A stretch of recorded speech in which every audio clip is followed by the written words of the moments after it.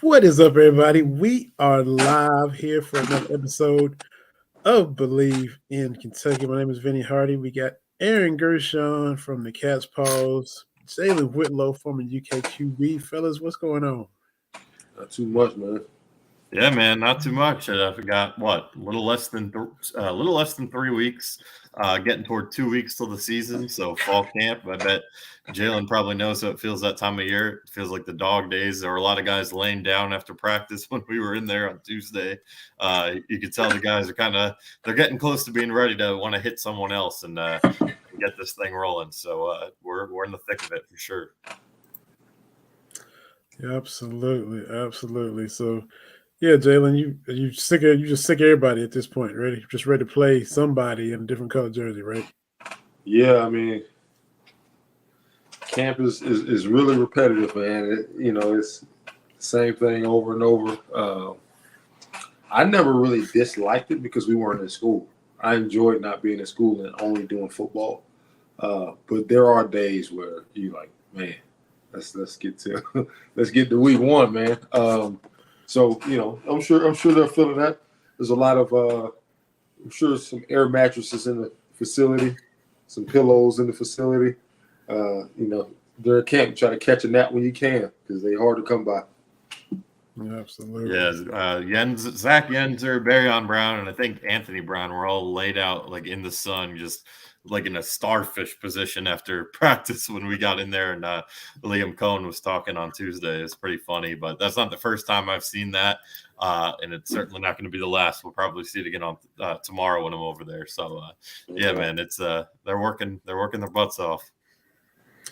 Anything stand out? I mean, we just talked about how repetitive it is. So the same thing for you, but anything out of the repetitiveness, that's not a word I know, but anything out of the repetitive stuff stand out to you this week in covering everybody? Yeah, I would say a couple things. Nothing crazy. I think after the scrimmage Saturday, it kind of sounded like Kentucky's offense did a really good job moving the ball and even had some explosives, but they couldn't finish in the red zone. It sounded like Liam kind of talked about in a game situation. You settle for three, you feel okay about it, but it's a scrimmage. They're going to practice things. They're going on fourth down, and they were kind of getting stuffed. So you could look at that two ways. You could say, okay, good job defense, but also you want to get more of the offense finishing things. So I guess that was the biggest thing that stood out to me. Obviously, we can't watch those scrimmages, so I wish I had more, but that's what I'll go off of there. And just the videos UK post highlight-wise, which looked like there were some explosive in there. One to Anthony Brown, one to Tavion Robinson specifically. And I would just say it was kind of Mark Stoops Saturday kind of had – I wouldn't say he was mad about anything. It was just very business. Get a couple lines in on each question and get out of there. It seems like he was really anxious to go back, be done, and go watch the tape. So I'm interested to see what he'll have to say, if he'll say anything more on this Saturday. And then, yesterday, offense day. Again, that was the main takeaway I got from Liam there. The other two things I would say is, these Tavion Robinson, hearing him a little bit, he talked about, how this is kind of what he envisioned finally, getting to play from Liam Cohn. He said he's one of the best play callers that he's ever been around. And, the coaching staff, I think it was Stoops who mentioned it Saturday, they're still kind of keeping that challenge on him. They want him focused. They want him at his best because they didn't get that last year for what it's worth. He just wasn't the guy that they were expecting to get. But they think, with Liam back, having some focus, learning from some of the mistakes he made on and off the field last year, it could be a pretty big bounce back year for him. And then the other one, just smaller thing, is I talked to Lavelle Wright for a few minutes. He had been banged up a little bit earlier in camp, and Liam Cohn pretty much said when I asked him about him that if he's on the field, if he's healthy, that is, we'll find a role for him. He's valuable as a guy who could be a power back. Devin Leary pointed that out on Saturday as well, but availability has been the problem there. So if he stays healthy, and he was telling me that the biggest thing for him, other than health, has been just decisiveness. He felt like, we got an opportunity early last year with Rodriguez suspended and Jefferson hurt. He felt like some of the holes that were there and he just didn't hit them. So those were the big takeaways for me. But again, a lot of now we're getting into, I think we're 2 or 3 weeks into covering fall camp here. A lot of things are starting to become repetitive, but you never know. That's why you show up. You never know if you're going to get anything on one of these days, and we'll see if anything new happens here on Thursday or Saturday. Anything stand out to you, Jalen? You hear anything, or just from you? What you've been observing from the interviews or from the clips you've seen? Not really, man. It's just kind of like what Aaron said. You can tell, Stoops is taking a business approach, but you can also tell that he really likes his team, though. Yeah, you can tell that he's excited about what the offense is doing. You can tell that he's excited about what some guys on the defense side of the ball is doing. I know at the D-line position that they're playing well from what I hear, especially stopping the run or slowing down the run.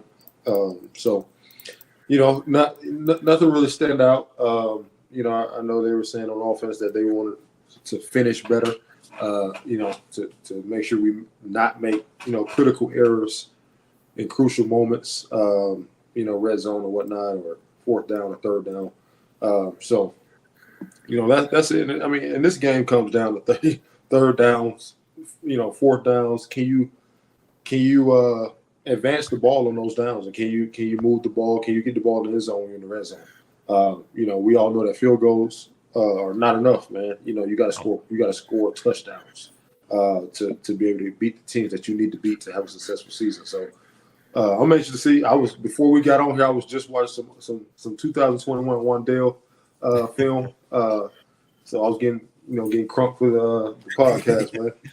Oh man, I hope he's healthy this year for my Giants' sake. But I think there are a lot of good points that you just made there, and I agree. I think Mark Stoops really likes this team, and as I kind of been saying the last couple of weeks, going back to, he made a comment. I'm still trying to find the quote he had, but he's going to be very careful this year about setting expectations just to the media and maybe overhyping guys, because he felt like last year that might have hurt the team. And, that got talked about, at SEC Media Days with Eli Cox when I was talking to him about that type of stuff and kind of things just getting into the heads of the players and kind of feeling themselves before they proved anything.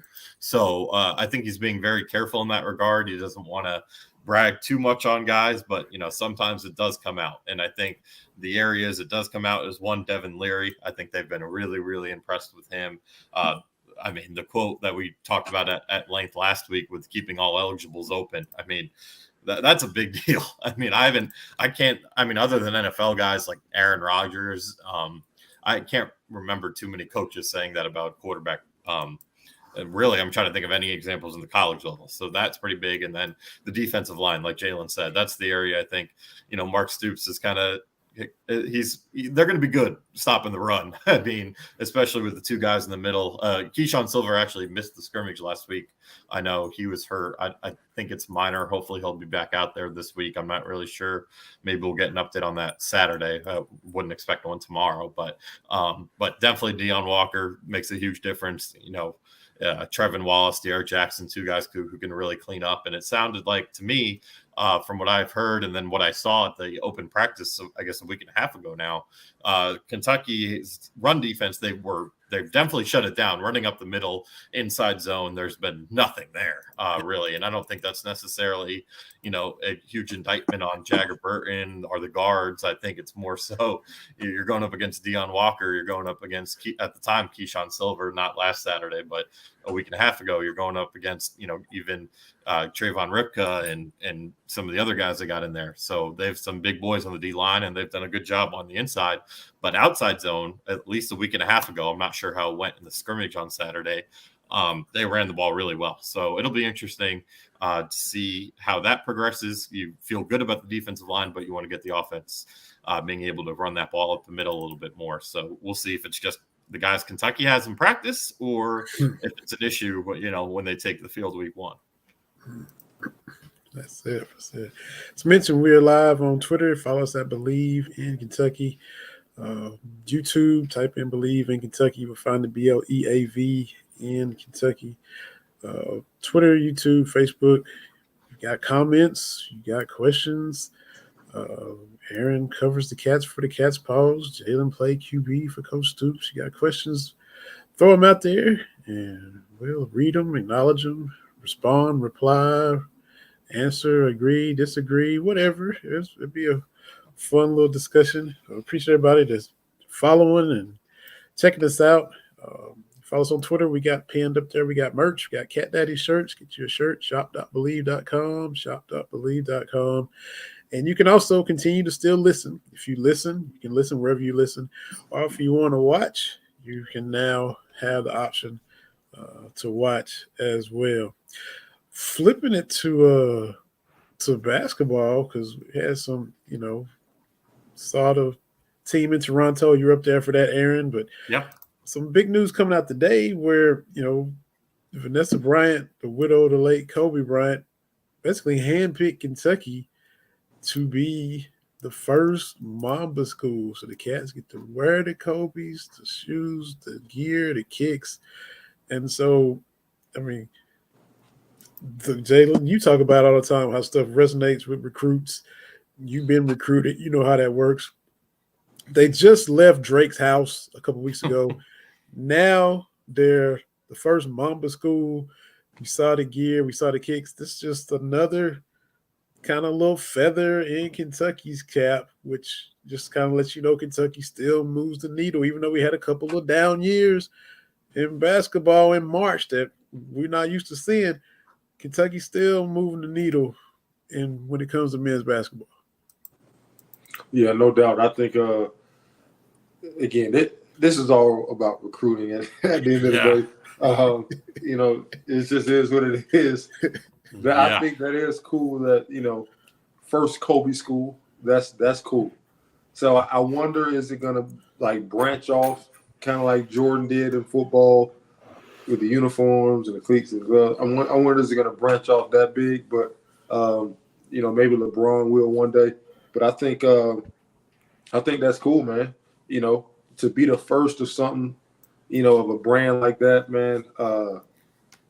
Again, I'm sure recruits are going to be, can't wait to get on campus and try some of that stuff out and just use all the custom stuff that they get.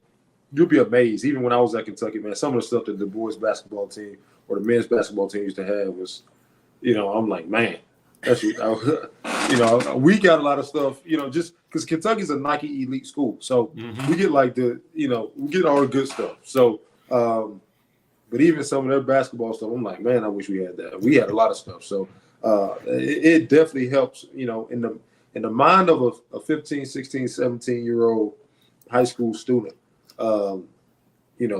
Gear is everything to some of those guys, and having the nice stuff, having the exclusive stuff that nobody else have.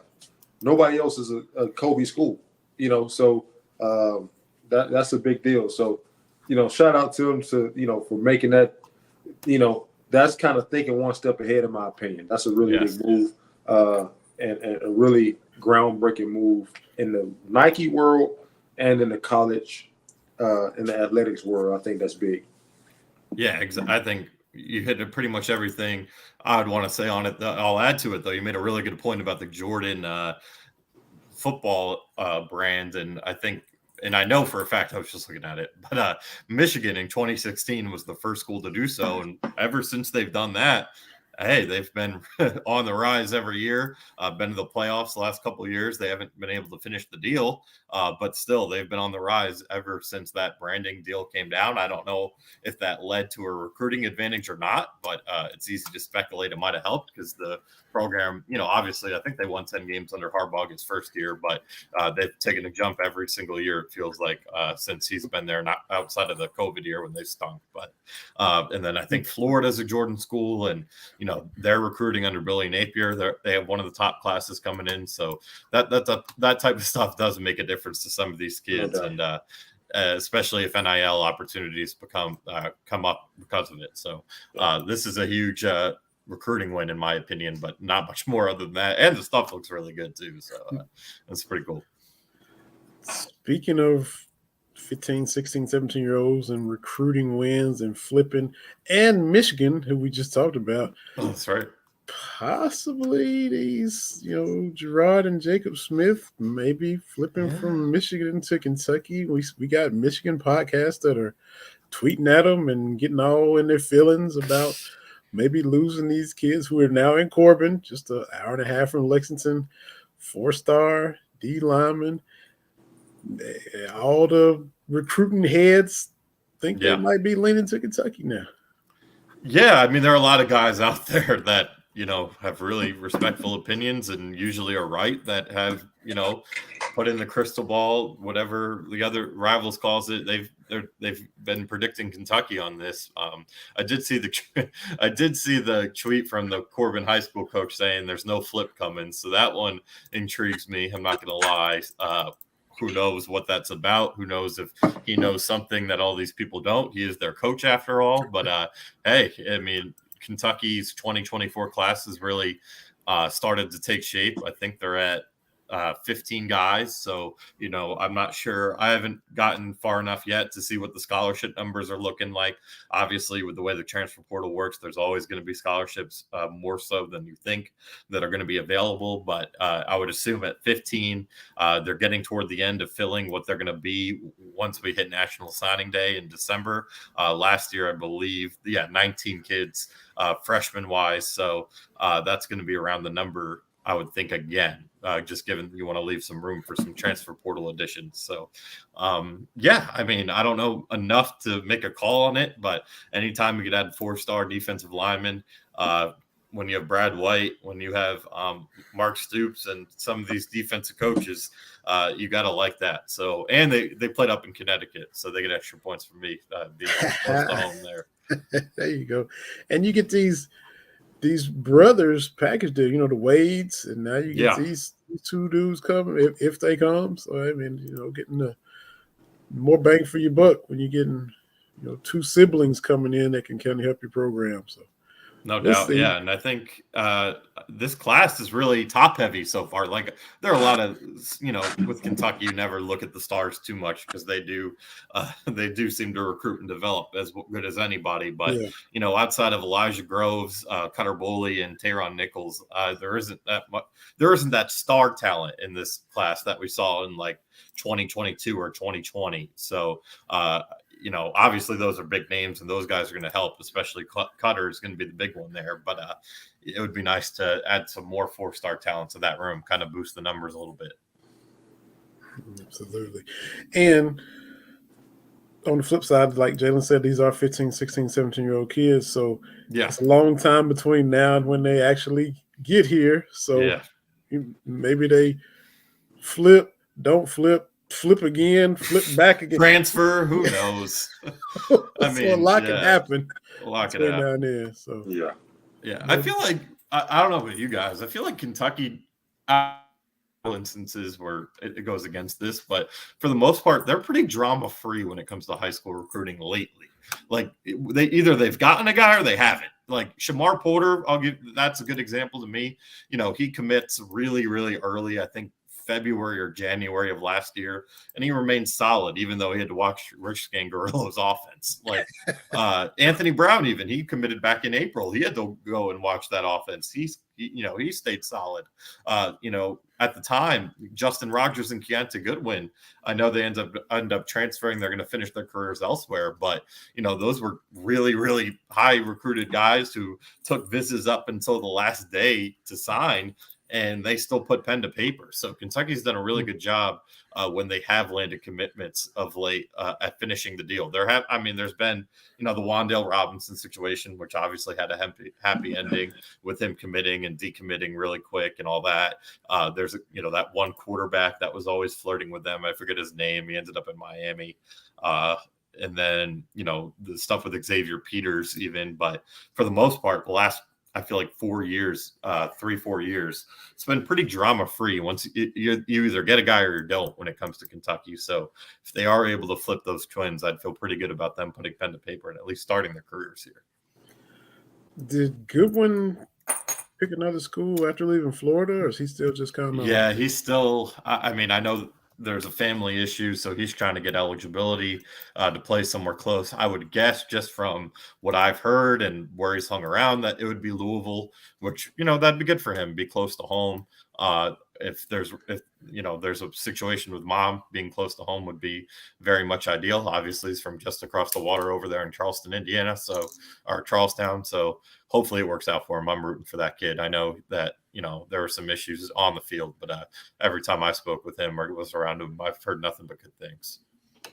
Yeah, definitely hope the best for Keontae Goodwin. Staying on that Louisville note,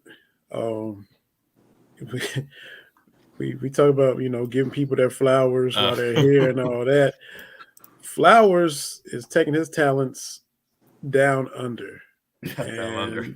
He was projected to probably be a key piece to them, to a No team doubt. coming off of 4 wins. And middle of August, he up and says, I'm gonna go ahead and go pro in Australia. And there's not really time for them to recover or fill the void. They just kind of gotta take this blow and try to absorb it as best they can. Pretty much. I mean, it is a different landscape now. I mean, guys are still feels like hitting the portal every day in college basketball, and there's international guys you could look at, but Flowers is, you're talking a top 30 prospect, a consensus 5-star guy. Like, this is an elite prospect who was supposed to help turn the momentum of Louisville basketball, and it was a really good get for them, and a guy that seemingly was going to have a really good year and be in that all ACC conversation. And now he up and goes down under. He gets an opportunity that he felt like he couldn't pass up. And to me, like, the bigger issue is, if the money was there, and I was listening, I don't know if you guys got a chance to listen to his interview. I forget the reporter's name that spoke with him, but I thought he did a really good job with that interview with him and Trenton and his dad. Yeah. And, the biggest thing, like, not returning phone calls, Kenny Payne. At the end of the day, I don't think Kenny Payne really owes him that much if he ups and leaves like that. But I do wonder, like, what was the relationship there? What's the culture like at Louisville? Was there a culture issue that led to it? Obviously, that's been denied by Flowers. He said nothing but good things, and I thought handled the situation with class in that interview. So maybe there aren't culture issues. Maybe it simply was an opportunity he felt like he needed to take. But it's hard not to speculate, when that happens. And I think there was some Twitter stuff going on where he was talking about wanting to play point guard, and Sky Clark was like on the point, something like that. And then Sky Clark's liking tweets about being the point guard after he decides to leave. So, maybe there was not necessarily a cultural problem at Louisville, but just issues between players, and, that happens. But look, Louisville had a terrible year last year. They've still, they should be a little better. Dennis Evans is a pretty elite prospect, the center they got. I think Sky Clark will be okay. Trey White should be pretty good for them. But overall, man, they're not that much better. They still lost L. Ellis, who, really was a shame they were so bad for his sake last year, because he was awesome. Now he'll be at Arkansas, where I think he'll make a really big difference. So just not a fun time if you're a Louisville fan right now. It's a mess over there. Mm-hmm. Yeah, that's just, I don't know. Just, we don't really go out of our way to kick them while they're down, but they just stuff keeps happening to them, and they just can't, they can't get out of their own way with stuff right now, basically. I don't know. That's just where they are right now. That's and I don't know. Hope Kenny would have maybe had things to go a little bit better, since he was, part of the Kentucky program for so long. He's such a well-liked guy. Yeah, going back to, you can't stand Louisville, but that's where he went, right. So you understand that. But it has been just tough. It's been a nightmare over there, and, man. Some of the things he said was right. Like, last year, it was a really tough place to recruit, given you had the death penalty and all these, possible NCAA tournament bans hanging over their head. And it's not an excuse. You can't win 4 games. If you had a 10-win season, or even, if like 12-21, like Ole Miss was last year, then maybe you could use that a little more. But, 4 wins is unacceptable at Louisville. To me, it's unacceptable at any high major. So, that was gross. But I do understand by what he meant by some of that and how hard it could have been to recruit. But now, that's gone. You were able to sign a pretty good class, and then you lose, the first or second ranked guy, depending where you look in that class, Mhm. in August. Like, I don't know, man. It just sends a bad message to what, just it's a bad look, and it just feels like that program and that fan base from the basketball side of things can't really catch a break right now. So we'll see what happens. Again, like, I get Kentucky fans, the hatred. I think a lot of people enjoyed watching every second of that 4-win year last year, but it truly is better for the state. It truly is better for the rivalry if both teams are good or at least competitive, and it's just a good thing. And the game will be in Louisville next year. They'll have the home arena, just like Jeff Brom will have the home field for the football game between the two schools in November. It's a big opportunity for them, and if they're just going to be an embarrassment, I mean, that's no fun for the rivalry. And eventually, when I'm not saying it'll ever lose its luster, but eventually, if Louisville, hypothetically, if Louisville were to suck for 10 years, no one's going to care about it. Just like that's why Tennessee fans don't care about Kentucky football, and they don't view them as the rival that Kentucky views Tennessee. And you saw that quote last year. We only wear we will only wear orange for rivalry games, the AD said, and because they wore the black jerseys against Kentucky. And like, Kentucky fans are pressed about that, but I get it. Like, when you win 31 out of 34, you're not going to view them as a rival. You're going to view them as a punching bag, just like I'm sure Florida viewed Kentucky for all those years. And now that's completely changed. But until Louisville starts winning a few games, and that's going to be the same for football. I think that's why Jeff Brom has talked about it so much this year. He wants to keep the rivalry relevant, and he wants to make sure it stays, when Kentucky has decisions to make with their scheduling coming up, starting in 25 possibly. So Louisville's got to start winning some games and making these UK games at least really close and down to the wire if they want to keep this rivalry as beloved and as, national audience as it should be. Because eventually it's going to lose its luster. That's just how it goes. Just look at Yankees Red Sox, man. I'm a Yankee fan, but those games are brutal right now. Both teams suck. The last 5 years, really, the Yankees have been pretty good outside of the Red Sox 1 year in 18. The Red Sox haven't been in the games that suck. Now both teams are, especially the Yankees, suck, and it's not fun to watch. Even the Braves and the Mets, the Braves are 100 times better than the Mets. No one cares about that game because they're just going to blow them up. No one needs to watch it on Sunday Night Baseball. So Cardinals, Cubs, I can go on and on. Packers, Bears, like, it just happens where the rivalries grow stale unless, both teams are good every year. Man, it was nothing like those 2004, 2005 Yankees Red Sox games, 2006. Man, when A-Rod, Jeter, Big Papi. I was watching it back then, though. And even 2012, 2013, 2014, Kentucky Louisville basketball. Yeah. Mm-hmm. When I was at Kentucky, I mean, it was big time basketball. Both teams were always ranked in the top, whatever. And Kentucky, for that case, in the top 5, it was always seemed like they were always ranked. And it was always a very competitive, game full of potential NBA stars. I mean, that's what it was, so they got to get back to that, man. Yeah, that's true. Because people in Tennessee ask me, why you hate Tennessee so much? Because the losing streak to you all for so long. I tell them, I said, which, they beat Alabama last year, but I said, take your Alabama losing streak and pretty much double it. Yes. That's what Kentucky's losing streak to y'all were. Yeah. And when I tell them that, they're like, oh, well, okay, I can see that. I was like, yeah, y'all a 15-game losing streak to Alabama. Well, Kentucky lost 27 or 28 to Tennessee. And so that kind of puts it in perspective for them. And then even when you do win it, then the graphic the next year will say, oh, they've lost 27 out of 28. Then you got to keep looking at that crap until it flattens. Like Florida, I think this is the first year you're going to see like the Florida graphic will finally be like, oh, Kentucky's won 3 to 5. Like, you haven't had that, obviously after the 31 game streak. And for, you're right. Until Kentucky wins, 2 out of 3 against Tennessee or something like that, that graphic and that annoyance is always going to be there for a Kentucky fan. But for a Tennessee fan, like they're going to be more worried about the Florida game, or they're going to be more worried about the Alabama game. Like that's just how it goes. And Tennessee, Alabama this year, they as joyful and ecstasy and as that was for them, and carrying the goalpost to the river and all that stuff. When they turn on the game this year and they're playing at Tuscaloosa, it's going to say Tennessee has lost 15 out of 16 to Alabama, and they're going to be like, going to be there. They're going to be like, oh. Yeah. If they win again this year, maybe that graphic starts to go away.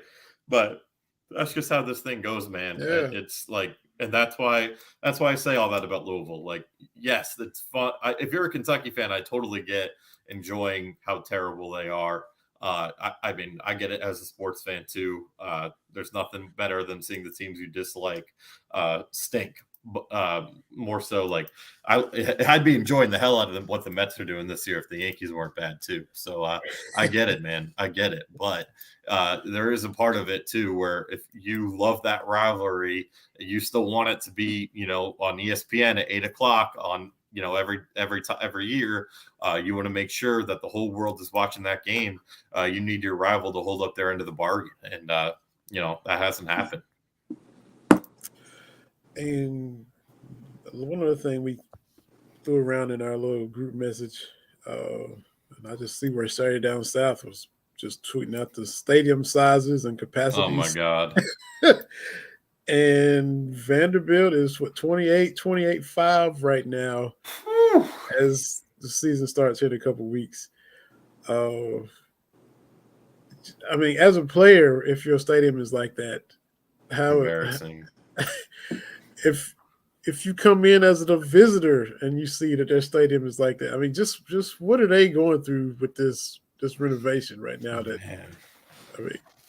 Look, it had to be done. Like I'm glad they're finally. I don't know exactly what the capacity is going to be when all is said and done, but I've seen that the blueprint or whatever you call the finished product they're looking for, and it's starting to look like an SEC. It's starting to look like they belong, and their new facility that I was just inside of at the bowl game for practice for Kentucky.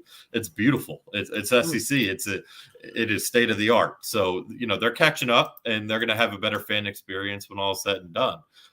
But for this year's team, for this year's what's the word I'm looking for? Just look, I don't know. It's just a construction site in one end zone is brutal, man. It's brutal. And you feel bad for those players because they did, there is some momentum brewing in that program. They win, obviously, the game at Kentucky last year. They beat Florida at home.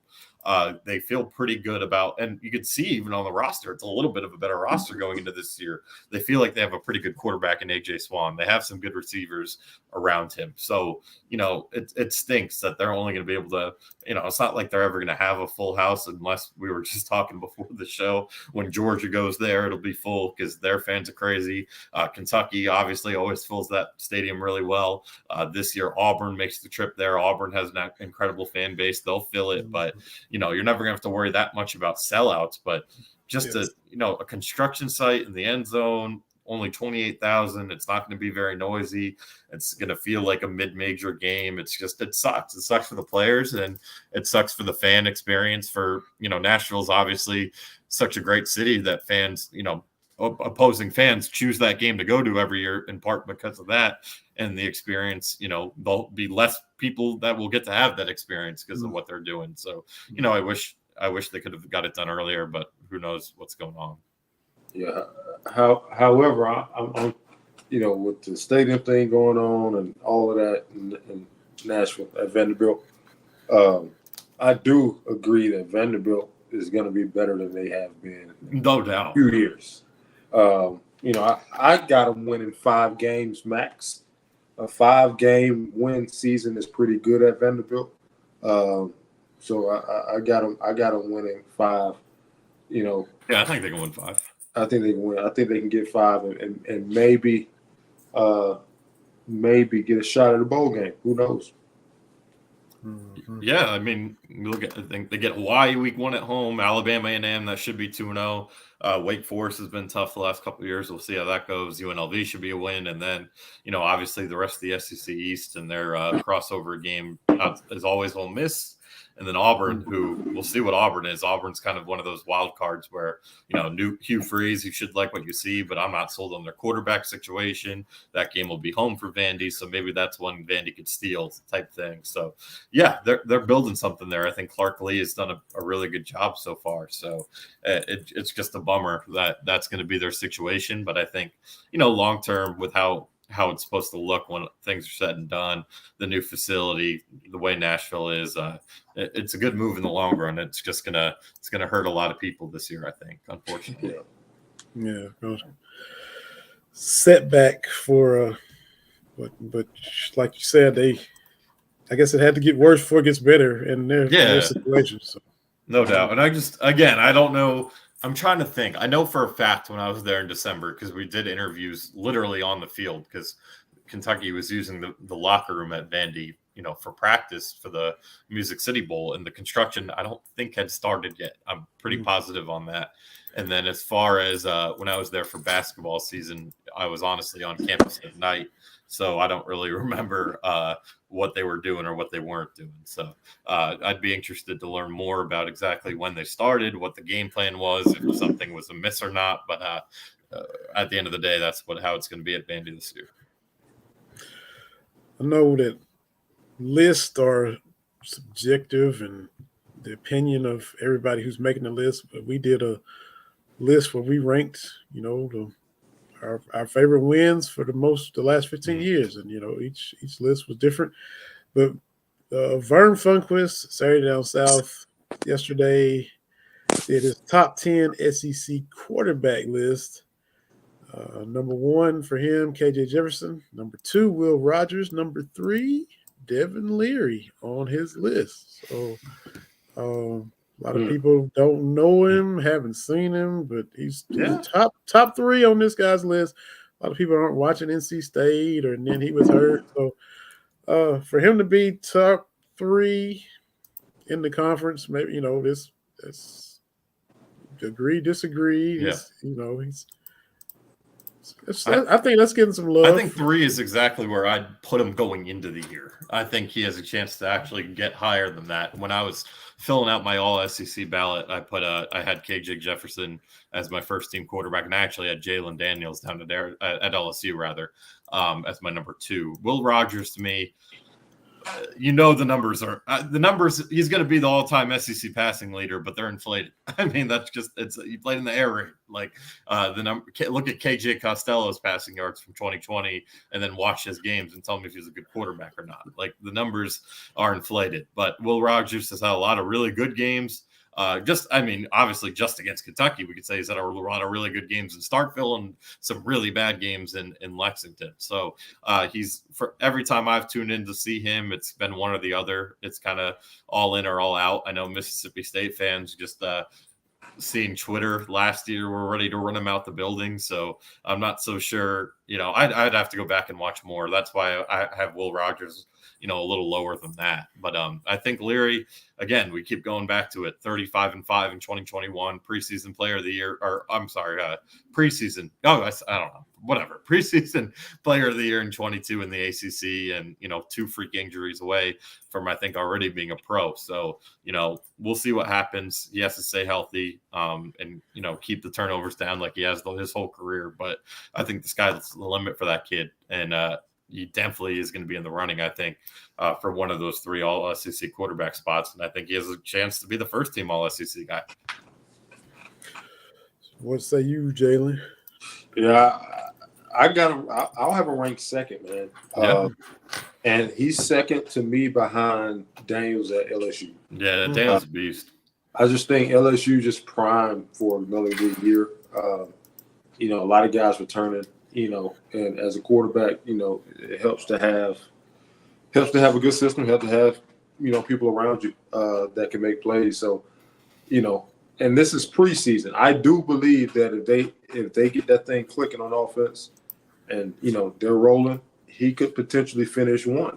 I think so too. Yeah. He could potentially finish one. I also do believe whoever's the starter at Ole Miss can potentially finish in the top 3 as well. Because I think if Ole Miss have a good year, whoever's playing quarterback for Lane Kiffin is going to put stats up if they're having a good year. So that too. Outside of that, man, I don't see anybody at Texas A&M do anything. I'm not really huge on KJ Jefferson. He's a great player, but as far as his team is now, if he was on, he was playing for Alabama, yeah, but he's playing for Arkansas. Yeah. I'm not sure. He's a great running back. That's about. Yeah, he's a really good running back. Yeah, I'm not sure how well Arkansas is going to do for him. Yeah, I don't either. I don't know if he has anything around him to succeed. To be honest with you, whoever's playing quarterback at Auburn, I mean not Auburn, but Bama, is definitely going to be up there. I think it'll be Milrow. Yeah. So we'll see how that thing shake out. But I got Leary too right now going into the season behind Daniels, and I frankly think that they have such a good team at LSU where they can potentially make the playoffs. I agree. So that's why I have that thing situated the way I do. Yeah, Daniels had such an underrated year last year. I mean, almost 70% completion, almost 3,000 yards passing, 885 yards rushing, and a 17-3 touchdown to pick ratio. Like he had such an underrated year going in there from Arizona State, and he was a guy at Arizona State who had some pretty high expectations right away. So I think, to me, he's the most underrated quarterback in the league. That's why I put him 2. I love what KJ Jefferson does, in both phases, and I agree with you that some of the talent more so at receiver and tight end could go against them. But he has a great running back there in Rocket Sanders that'll help, and I've heard their offensive line's in decent shape, so that can't hurt. But I think Devin Leary.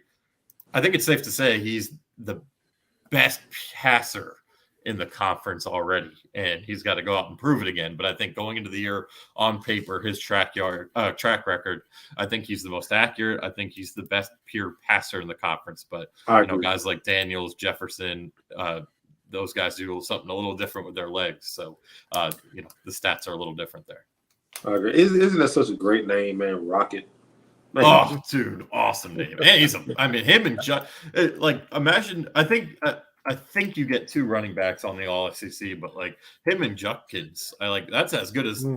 I can't think of 2 better SEC running backs together playing at the same time, and it's been a while since you had 2 guys like that. I think I don't know what year Sanders is, but I know Judkins was a true freshman last year. But those guys, man, they're special players. Also, I think the kicker to LSU quarterback playing so well is his backup. His backup is going to come in next year and be a Heisman contender. He could have been in the portal and started anywhere. No doubt. His backup. I watched the kid in high school. Mm-hmm. I was out in Texas and whatnot. He's a beast. Watching when he was a junior at the time, I think, and I was like, man, this kid can play. So I really believe that his backup every day is pushing him to be better and better and better. Along with the talent around him. So they have an outstanding offensive line too. That's something I think. If Brian Kelly's a little bit of a weird guy. I get some of the reasons why people don't like him, the fake accent, whatever. He's the execution comment, whatever he made a couple years ago. But the thing that killed him at Notre Dame is he was just unable to recruit those elite offensive linemen. Now you're in the SEC, you're at LSU, you're getting the home state kids, you're getting the Southern kids, Texas kids, you're getting real offensive linemen. I think that's kind of what's helped him have really quick success at LSU, and that's going to continue, I think, this fall. The execution comment, though, he just ripped that because that was old school. Yeah, no, there was nothing wrong with that at all. People just Rich McKay from 40 years ago. Yeah, that's why I was like, what the hell are you saying? But it was actually kind of funny when it was made clear, he was referencing something there. So he was taking that old school shame from NFL films or whatever. It was Tampa Bay. I think they were 0-14 their first year in 76 or whatever. Yep. Spur was a quarterback for them back then. The creamsicle days. Yeah, he's like, what do you think about your team's execution? He's like, I'd be in favor of it. And so it was like a one-liner, and it was funny. Yeah. It was, they sucked, but yeah, that's what Kelly was trying to do. There's nothing wrong with that one. It's more the fake accent, I think. Yeah. Hey, totally unrelated to Kentucky, but look, Jalen, you're from Alabama, so we talk about your home state from time to time. We talk about Connecticut from time to time. But if I'm getting this right, if I heard right, Alabama high school football, is it the Thompson Warriors in Alabaster going for 5 state championships in a row or 6? What is it now? I think it may be it's 4 or 5. It's not 6. I think it's 4 or 5. But yeah, they doing a good job. They about 6-7 years ago they started to beat Hoover, and they started to really kind of take that thing over. But now, man, they're sending quarterbacks. They got a quarterback that's at Auburn. I'm not sure if he's still there. Quarterback that's at UNC. I mean, they're sending Power 5 guys everywhere. Bama, everywhere. They are the premier program in the state of Alabama right now. A top 15 program in the country right now. I mean, just every year the quarterback is setting records. Seem like they're throwing the ball all over the yard. They run the ball well as well. They are loaded with talent. They have their facilities are better than EKU's. Wow. Yeah, I mean, their facilities are better than most FCS programs. I would say definitely most. I mean, unreal indoor facility, brand new stadium. I mean, it's just they got it going over there, man. Really, really, really good coach. Good program builder. It's not his first program he's built up, and they're doing a good job, man. So I expect them to start playing more national games. They played one last year, and guess what? Last year they played a national game with an 8th grade quarterback. That's what I was fixing to say. Their starting quarterback was in 8th grade. That's what I thought I heard too. I was going to ask you. So the starting quarterback this year is in 8th grade, or he's a freshman now. But he's a freshman now. That's what I was like. I gotta ask Jalen. I heard it today on the radio. I said I gotta ask Jalen about this Thompson Warriors and an 8th grade quarterback who won the state championship. I was like, are you kidding me? Yeah, they are so good that it really don't matter who's playing quarterback. Sometimes I mean they are that good. It's just they are so explosive on offense. You want to watch a fun offense? Tune in to one of those games and go watch one of those high school games. It's about as good as it gets in high school football. That's what I was like, hey, because I think I was listening to a little bit of Jocks out of Birmingham just to get a little. They talk SEC all day. I bounce around, listen to different stuff at work, different podcasts, a little radio here, and they said them, and then they said the 8th grade. I said, man, I'm asking Jalen about this school tonight. I said he from Alabama, he gonna know. I'm asking him about this Thompson Warriors squad, man. It's the real deal, man. And that region that they're in, Birmingham area, is I would put that region up against almost any region in the country. The level of football that's played in that region, man, it's unreal. Great coaches. I mean, great programs, great schools. Everybody sending athletes to Power 5 every year. I mean, it's just unreal. All right. And there's a reason the Crimson Tide and Auburn Tigers are good every year. They build their backbone is the Birmingham area, the state of Alabama. So no doubt. Mm-hmm. So last thing, I guess it's network related, but we were talking about it and sent it in a message. But Believe Sports Media is going to have 7 shows on Bally Sports Ohio. Which all you Reds fans in Kentucky, y'all watch the Reds games on there. We had Paul Yanish on here, who's on the Farm to the Show podcast. We had him on right before opening day. That podcast is going to be on Bally Sports Ohio. Believe in Bengals, Solomon Wilcots played in the league, sideline reporter for years. They're going to be on there. It's like Believe in Ohio State, is it? The 7 shows are going to be on Believe. Cincinnati football, Bearcats. I think Notre Dame is in that as well, if I'm not mistaken. Yeah, Lucky Underdogs, with Notre Dame players Devin Butler and CJ Procease. Starts on the 15th. The Big Ten show. Pac-Man Jones has a show. Pac-Man Jones Keeps Crazy Company, September the 6th. Cincinnati Bearcats, like you said, and Buckeyes. So 7 shows from this network are fixed to be on TV on the regional sports network, Valley Sports Ohio. So congrats to them. Guests to come on here. Paul Giannis played in the major leagues for years, and we was just talking to him a few weeks ago, and now you can be able to see him on TV on a regular basis for believe in for the Valley Sports Ohio. So cool deal. They making moves and stuff with the network. So had to shout them out. That's some good stuff. Y'all bring the good stuff each and every week, man. Aaron, you writing for the Cats Pause. The wins articles are winding down. You did 100 wins, and that's almost over because we're almost to the season. Man, Jay, you keep hearing news and notes, and you bring that perspective from actually playing and being on the squad. So we appreciate that. If you're watching, we definitely appreciate it. If you listen later when it comes out, we appreciate that. Tell your friends about it. Follow us on Twitter, retweet it. If you're on YouTube, hit the subscribe button, all that good stuff. We definitely appreciate it. And we'll be back each and every Wednesday. And if need arises, we have to throw those emergency podcasts out there, hopefully for good reasons. Aaron and I have done some emergency podcasts for the wrong reasons. Ray Davis killing us last year. So hopefully we have some emergency podcasts for some better outcomes as the season gets here. But fellas, man, enjoyed it. Hope y'all have a good evening.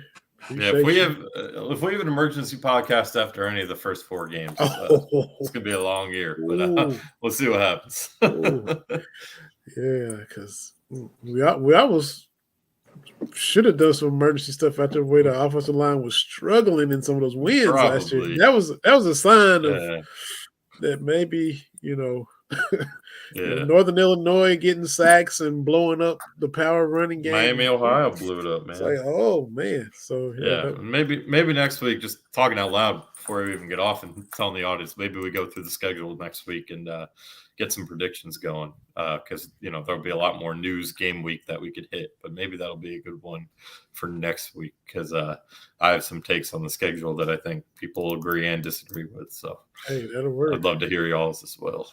We can mark that on down. No doubt. Stay tuned next week. Y'all will get it. So for Aaron Gershon, Jalen Whitlow, my name is Vinny Hardy. We'll be back next week on Believe in Kentucky. Everybody take care. Be safe. Have a good week. We'll holler at you next time.